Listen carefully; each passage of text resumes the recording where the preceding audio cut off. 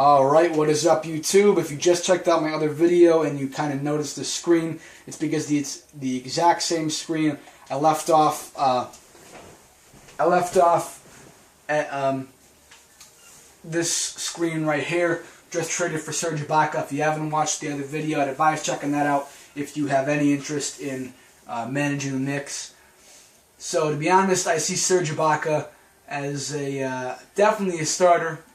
A team leader, I'm not really sure. I think I'm just going to say a good starter. That doesn't damage anybody's confidence, and that makes everything good. Now, as you can see there, we are 29th overall. I have a problem with this. I really do, because I don't think our team is that bad. 26th on defense, 28th on offense. We are obviously, if you haven't checked out my other video, then you might not know, but I remember we were 11th overall. So honestly, I gotta check out what the hell's going on with Mike Woodson. Okay, obviously this is why, because whoever made these lineups is a freaking idiot. So we gotta move Serge Ibaka all the way up here. Now I don't really want to move Andrea Bargnani all the way to the bench, so we can take out whoever this guy is. We could take out him, and then we could also take out this guy. That personally works for me.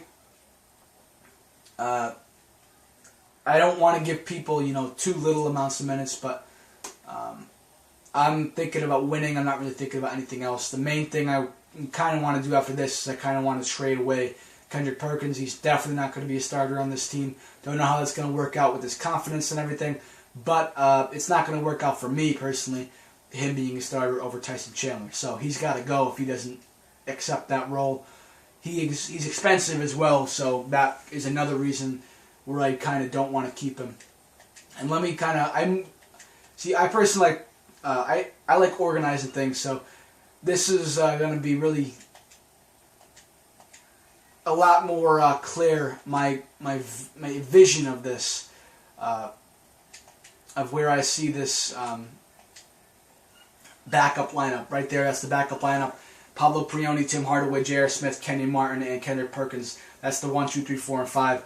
And I think that personally makes it a lot easier to see who's going where. Just saying. Anyways, though, Andrea Bargnani, definitely, he's getting traded, so it doesn't really even matter. But we can kind of keep that there. That personally makes this lineup a ton better. And let's just see where we rank now. Alright, there, we went from 8th or 9th, 30th, I don't know, to 7th overall. And I plan on getting even better now. So I already made our team a little bit better. Just moving the lineups. Next guy I gotta move is Andrea Bargnani. Alright, he's the next guy I gotta move. And to be honest, I'm gonna keep Kendrick Perkins. I'm gonna see where he goes, as in if he gets mad or whatnot. But if he gets mad, then I gotta trade him. If he stays happy, then I might be able to keep him. I don't really know though.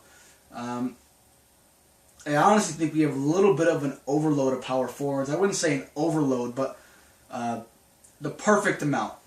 So I don't think getting another power forward, then again we are losing one, but getting another expensive one who expects to be a starter, I don't think that would really work out. Gerald Wallace, I don't really want to take on his big, terrible contract, one of the worst contracts in the NBA. This doesn't do a whole lot, doesn't do anything bad either. Only kind of blunder of that would be Kyle Korver's contract. That's a pretty big contract. So I don't really want to take on that big contract. This is just an expiring deal, doesn't benefit our team whatsoever. Once again, actually no, this isn't even an expiring deal. This is just terrible all around. Two bad players with not expiring contracts. This might work. It gives us an expiring deal as well as some production. So that actually kind of works.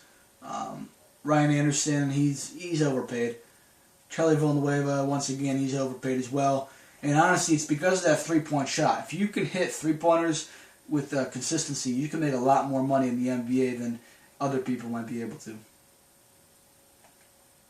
So I'm not really seeing anything, phenomenal or anything. Yeah, that trade just kind of a basic trade. I could put Luke Richard Mamute. That's his name. If you don't know how to pronounce that, Luke Richard Mamute. I know the Richard's not in there, but that's his name. I could put him in the power forward spot. He gets overpaid by a little bit, but everybody in the Knicks gets overpaid, so that's fine. Chase Budinger, he gets overpaid as well, and I might be able to fit him into a small forward spot. To be honest, though, I'm not going to get much in return for him, and I don't think he would slot in well in this team, so I just think he would be kind of another trade piece, and less of a trade piece, if anything. So I think that would honestly bring down the team. I think the best trade to go with is the Jason Maxiell trade. It gives us production as well as cap relief. So it's kind of the best of both worlds. They're both about the same. Andre Brunani might be a little bit better on the offensive end, but I'm sure Jason Maxiell is better on the defensive end.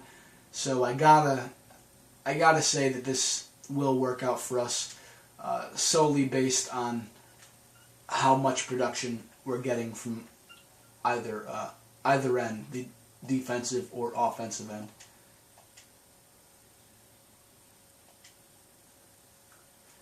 And like I said, oh wait, no, I have Kenny Martin there, so we can just move him up to that, and that should work.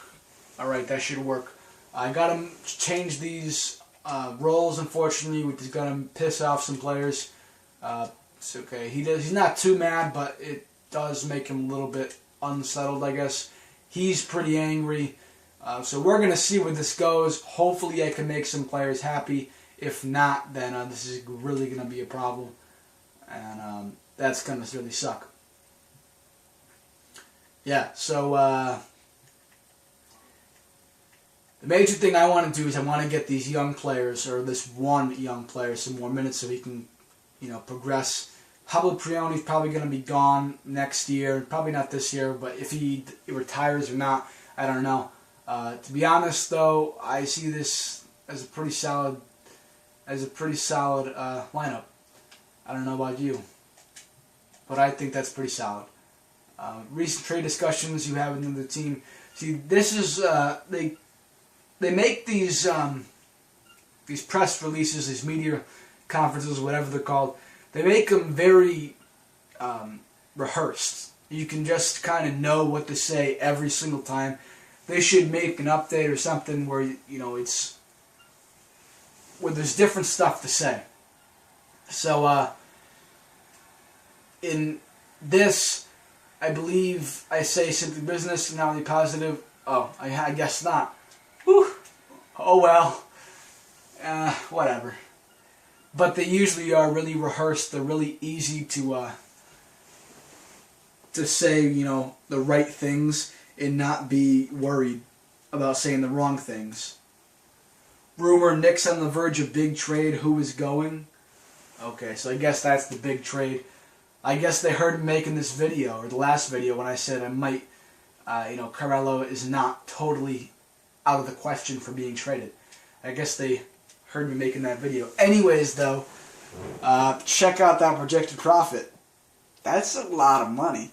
I think I could honestly make some more money, but first things first, I want to go to the total sim control.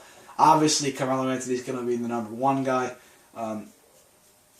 I want to have probably Iman Shumpert as that number 2, and then I want to have Serge Ibaka as the number 3. I definitely want to run and gun this. This is a very not a very young team, kind of a younger team, a team that could probably be quicker paced. Maybe Serge Ibaka and Tyson Chandler would be kind of slow, but Iman Shumpert, Raymond Felton, and Carmelo Anthony, they'll be pretty quick. They're pretty young, not super young, but pretty young.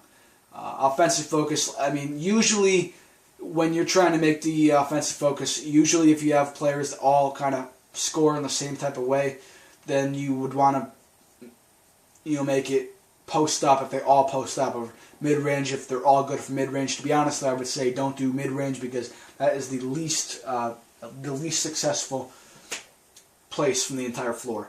Outside if they're all good outside shooters, drive if they're all good drivers to the lane. And in this case, balance, because they can all do different things. Serge Ibaka is a great post-up player. Mon Shumpert's a great outside shooter. And Carmelo Anthony is a great all-around shooter. Offensive rebounding, I always like to crash the offensive glass, and same as the defensive rebounding, I like to box out just because you want to get those boards. That's the major thing you want to do. I would say these are kind of tit for tat, I guess. If you sag off the ball, you want to be more man. If you pressure the ball, you want to be more zone. That's just how it is. I personally like to be balanced on both, but I'm gonna keep it where the game had it, sag off the ball and keep it more man. I just like to keep it sometimes what the game automatically makes it, and just keep things normal, I guess, from what they keep them what they should be. Don't like to change everything up. It's wow, those are some steep prices. If you haven't checked out my other videos, then you might not know. But the usual ticket price are like $35 for a Sacramento Kings game, not $110. Okay, so the fan interest is pretty high. We can make it expensive to get in there. I don't feel bad about that. Make it $28 parking. I don't feel bad about that. And reduce these prices by a little bit just so they buy more stuff while they're inside. So when we have this press conference or whatever, they can't be, saying,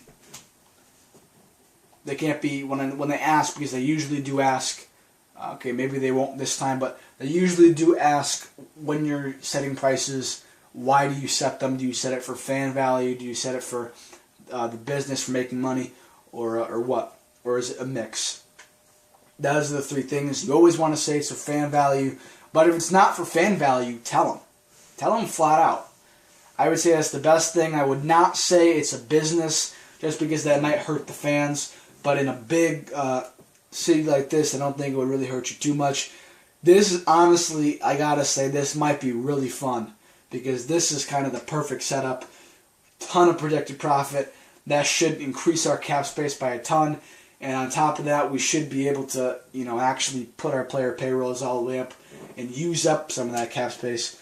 And hopefully sign some big free agents. Make this an all-star caliber lineup. That'd be really cool. Maybe Dream Team number 2. If you haven't checked out my Heat, my GM, then you might not know. But in the Heat, my GM, I do have kind of a sort of dream team. This should be better, though. I won't be a negative $112 million projected profit like I was with the Heat. Anyways, though, it's going to be it for this video. There are some other people who I might want to trade. They're not automatic people to trade, people that I have to trade. The big two people are Kendrick Perkins and Paolo Prioni, just solely because they both have multiple-year contracts, but they're both contributors in this team. They both do things that help out this team. So if they can both fit in and both be happy, then I might be able to keep them both. Otherwise, I might have to trade them both or trade at least Kendrick Perkins. So we'll see where that goes. Anyways, though, make sure you subscribe. Make sure you check out my other playlist if you haven't already. And make sure you share this entire channel, like this video, comment any of your thoughts, anything you think I might be doing wrong, anything you think I might be doing right, any thoughts at all. All right, thanks, guys.